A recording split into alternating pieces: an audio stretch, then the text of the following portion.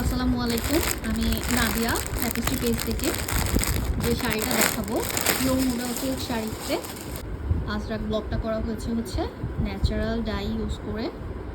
আর আঁচলটা হচ্ছে টিস্যু পাল্লু, এই যে এটা টিস্যু পাল্লু। সো এটাতে একটু কি মনে হয় ওয়েভি এবং কিছু ভাঁজ আছে। সো এটা কিন্তু নর্মালি এমনই থাকে আঁচলটা। তারপরেও যদি কেউ মনে করেন যে একটু আয়রন করবেন, তাহলে অবশ্যই উপরে একটা পাতলা কাপড় দিয়ে লো হিটে আয়রন করবেন। এটাকে কিন্তু হাই হিটে দিলে জড়ি যেহেতু এটা বাঁকা হয়ে যাবে।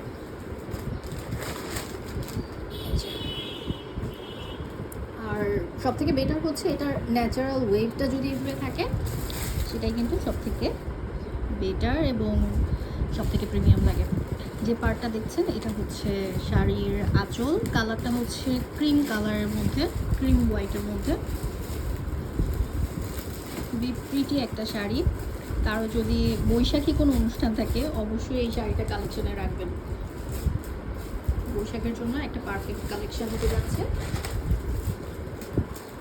এটা হচ্ছে শাড়ির আঁচলটা, আর পুরোপুরি হচ্ছে স্ট্রাইপের মধ্যে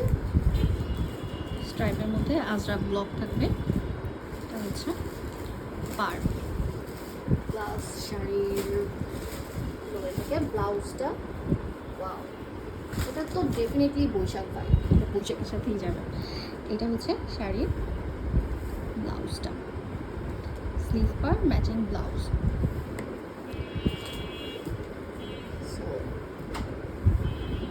শাড়িটা যাদের পছন্দ, নাম, ফোন নাম্বার, অ্যাড্রেস সহ আমাদের ট্যাপিস্ট্রি পেজে ইনবক্স করে দেবেন।